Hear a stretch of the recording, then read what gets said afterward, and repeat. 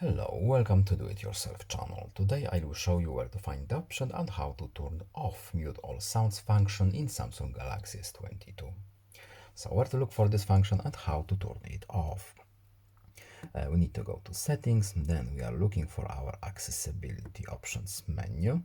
Next, in hearing enhancements, we have our mute all sounds function.